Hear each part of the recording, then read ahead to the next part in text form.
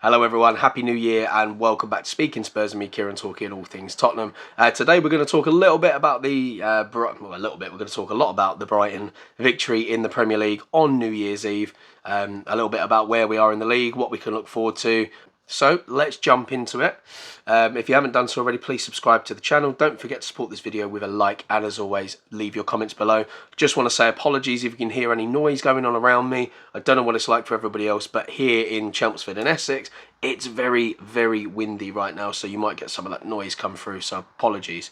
But yes, we actually had a very good lead into the new year with our 3-1 victory over Bournemouth, and to put the icing on the cake, West Ham beat Arsenal as well as Fulham in their run into the new year, which actually means we are only 1 point off Arsenal with all our injuries going on.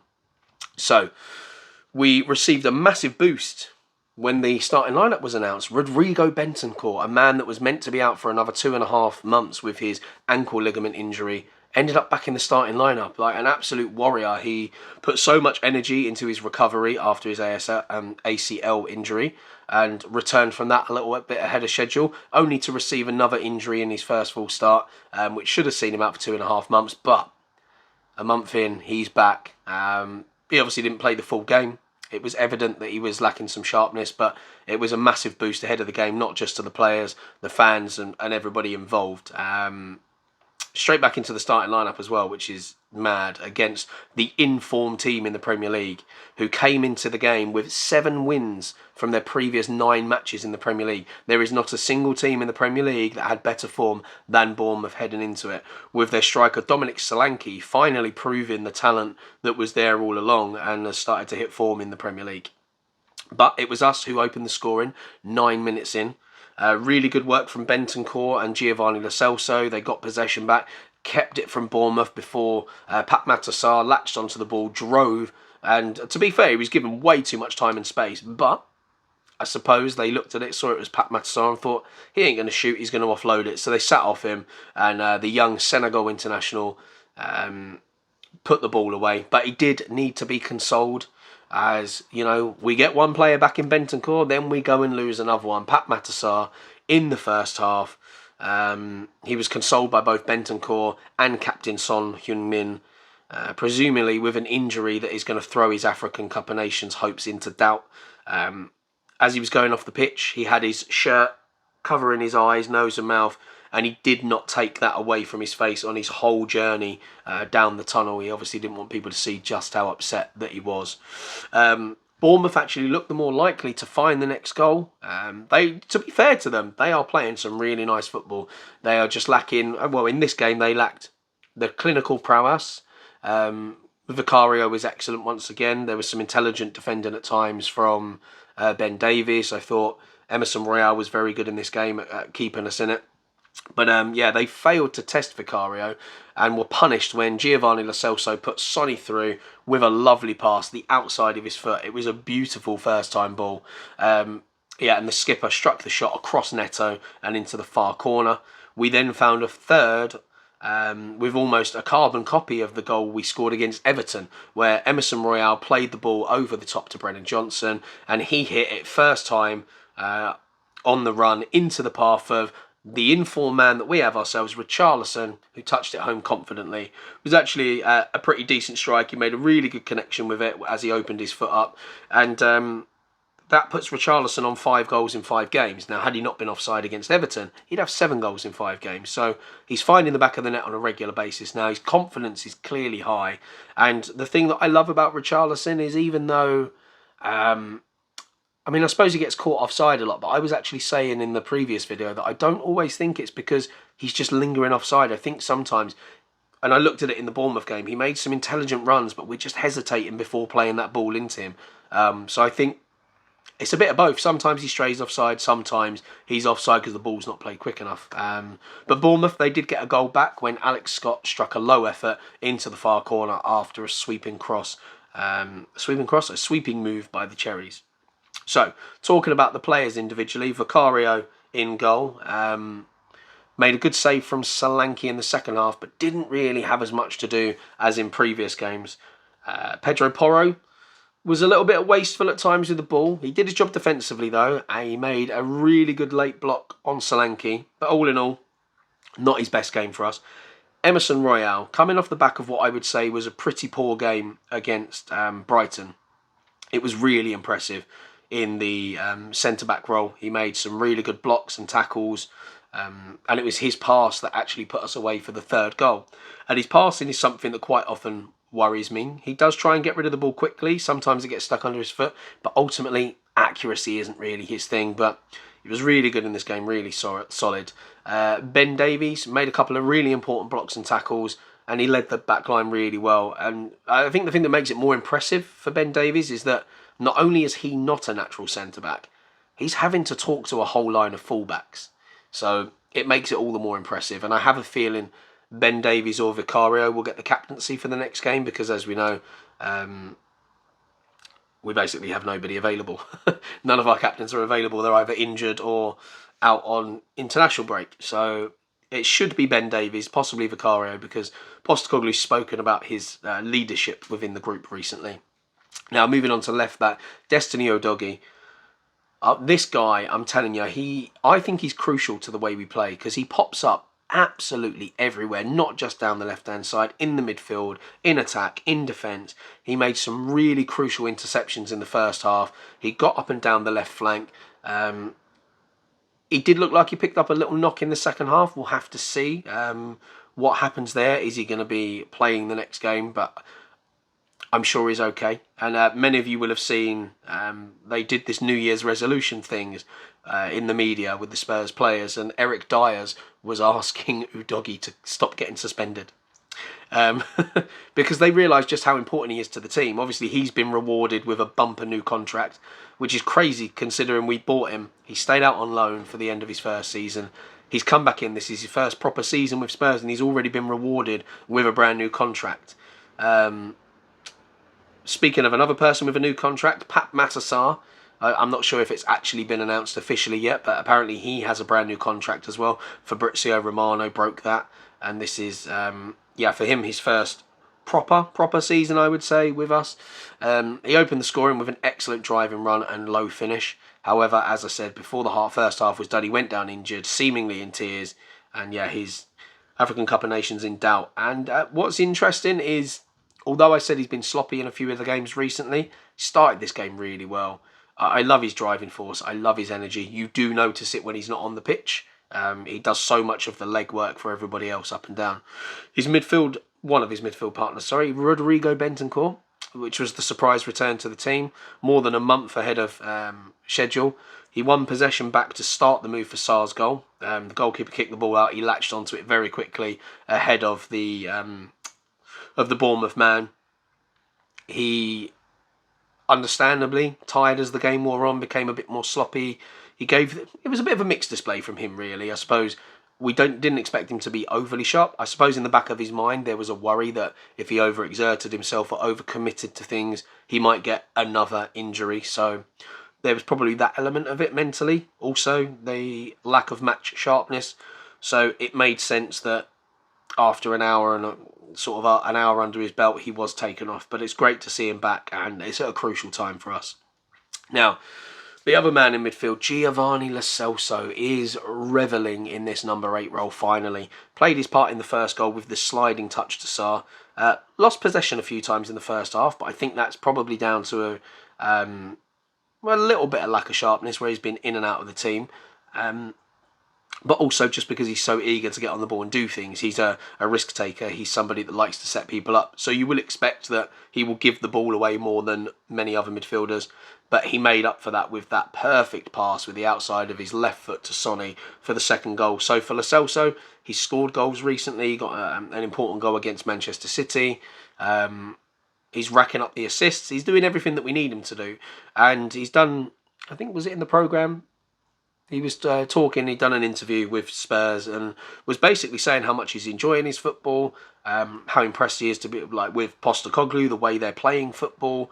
And it's the first time he's actually sounded settled at Spurs. Now, he's a little bit older now. He came in as a 23-year-old. He's 27 now. He's got a child. He's very settled where he is. And I think the fact that the atmosphere is good around Spurs is helping. he sort of knows that Postecoglou wants him to be there, so there's not the worry that he's got to go out on loan. It doesn't mean he's definitely going to stay come the end of the season, but I think he knows that he's going to get a run of games now. Obviously, the injury to Maddison should have been his chance to come in, but he's had a little bit of an injury time himself, which meant it disrupted the flow. But with Kulusevski obviously being out because he got suspended, that gave Lo Celso the chance. Sonny's now going away, which means he'll get more of a chance, and I think it's a good thing. He fits the system perfectly when he's in form. Now, going on to the front three, Brennan Johnson started the game kind of well, faded a bit until he picked out Richarlison with that perfect low cross to score. And one thing I do like about him, he clearly listens to what Postecoglou is saying in training, because he does attempt those low drilled crosses quite a lot. So I expect over time he'll get better and better. But I think we have to be patient with him. Still, he's what, 22? We've got some really young players in this squad that I think we need to just give a little bit of leeway. Richarlison through the middle, fired over the crossbar early in the first half, which I thought he probably should have scored, or at least got it on target. Had a huge chance early in the second half, but sent it wide, and then mistimed a key pass during one attack, and Postecoglou immediately called for a sub to come back from their warm-up, and looked like he was about to take him off, but he instantly made up for it, and made Postecoglou change his mind with a confident low finish for his 5th goal in 5 games after being involved in the build-up to Sonny's goal as well. He worked hard on the day, and not just up there, he worked hard defensively as well, and you have to credit his work rate. He's disruptive for the opposition, he will run around, he does get stuck in, and I'm liking the fit Richarlison, and hopefully he can continue this run of form whilst we're missing the next player we're going to talk about, and that is captain Sonny. So he forced Neto into a first half save, plugged away down the left, tried to make things happen before unleashing a perfect shot into the far corner to double the advantage, and he had no right to score that from the angle where he was at, especially with the ball going away from the goalkeeper. Sorry. But I do still think at times he can go missing in these games. I think that's the nature of him adjusting to being back out wide. But anyway, he's off now. So he was kept on for the whole game, and rightly so, because he's going away. There's no reason Postecoglou shouldn't get all the minutes out of him that he can. No need to protect him. Subs, Oliver Skipp started shakily after he came on and replaced Sarr, but I kind of understand that because the game had kind of got into a bit of a tempo and he's just starting off. He grew into the game as it wore on and did okay. Højbjerg, again, took time to get into the game, created a late chance for Bryan Gil. And I do think Højbjerg is one of these players that I don't know if they are going to let him go in January. It will definitely depend on whether we can get a replacement. But I think in the summer, definitely he will go. And it's right for not just him, but the club as well, I think. Because it's not fair to keep a player of his talent sitting on the bench. The problem is, it's not him as a player. It's the system. He doesn't really suit the 6 or 8 in this system. And he's being used sort of late on in games to come on and help protect and see the game out, and that's not fair on him really. He's way too talented to not be in a starting lineup. He's going to want to go to a Champions League team, and I think they will come calling for him because ultimately there's many teams out there that he would walk straight into. Then let's talk about the other injury we got on the day. We're moving on to Sarr Veliz. I feel so sorry for him. He worked really hard, picked up an injury that, just like Sarr, left him in tears and needing to come off, which suggests it's probably going to keep him up for a little while. And the worrying thing about this one was he pulled up, was on the floor for a bit as the play went back down towards our goal. He then got up, and bless him, he was trying to run on it, and he should have just stayed down. Postecoglou was telling him to stay down. Lo Celso was telling him to stay down. Not because they wanted to waste time, but because that was the only way to get him off the pitch. So long as he kept getting up on his feet, the game was going to keep playing. And he went to the floor. So he went down the first time after it had happened. He went down a further 2 times whilst trying to run and just kind of gave up and went down and almost like face flopped to the floor. I think we're just trying to say, look, and I mean, Postecoglou, I think, has given him a lot of credit. He spoke in his post-game interview saying that it just goes to show the character of him, knowing that if he came off, we'd be down to 10 men, and he wanted to do his bit to help see out the game. Now, annoyingly, I think it might have been Højbjerg won the ball and decided to play a through ball for Alejo Veliz that he was never going to get to. He wasn't able to. Postecoglou looked a little bit miffed at why he'd done it, but ultimately, because he kept getting up, I don't think everybody else, apart from the bench, realised the extent of the injury. But yeah, he then ended up being consoled not just by Postecoglou, but by Giovanni Lo Celso, Richarlison, and Bentancur. Players all got around him. Giovanni Lo Celso obviously did because they're, international link-up of Argentina. Bentancur obviously knows what it's like to come through these bad injuries. And Richarlison just seems to be a really nice, popular person within the group. So they all kind of gathered round him and walked him down the tunnel. I don't know if they came back out, any of those, but yeah, they took him down the tunnel.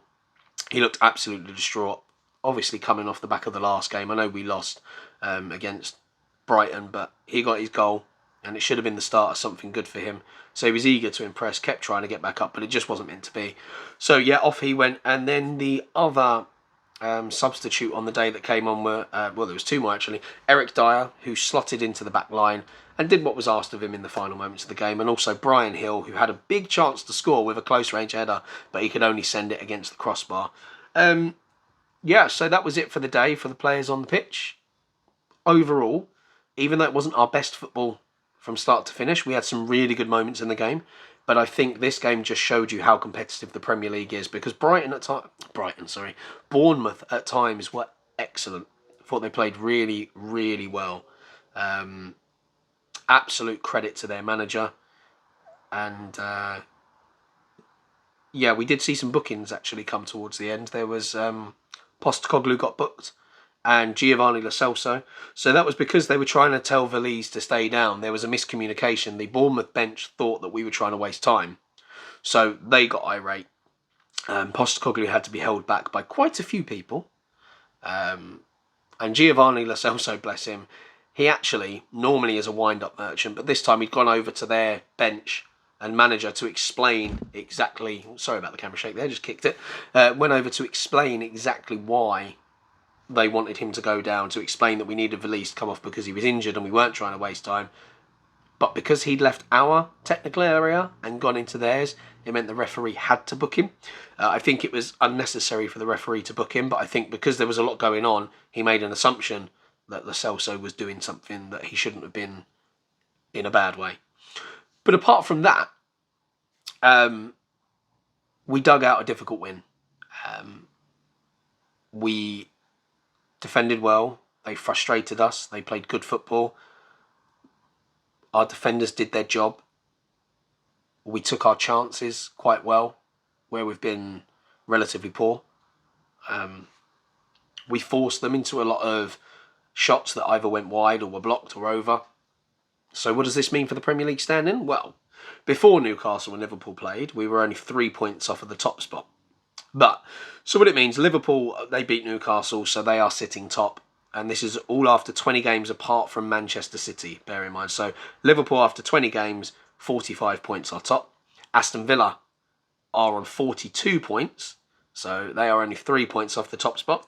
Manchester City have only played 19 games, so if they win their game in hand, that will take them second on 43, but they currently sit on 40, and that is tied up with Arsenal, who have played one game more on 40 points, and then there is us in fifth spot on 39 points. So we are 1 point behind Arsenal and Manchester City, and we are only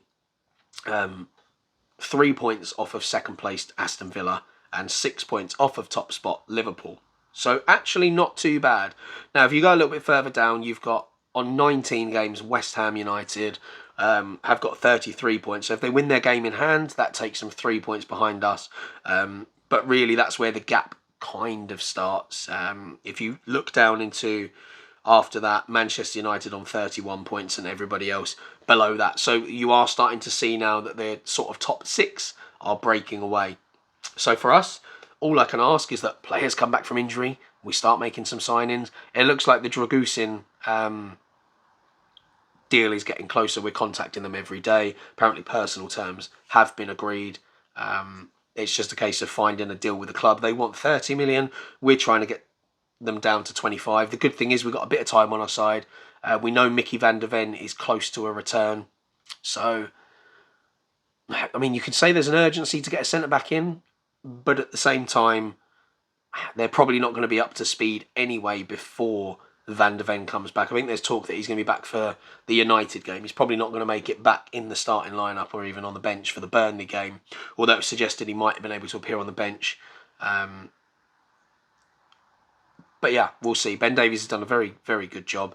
Sergio Reguilon is a player that we're expecting to come back from Manchester United as well.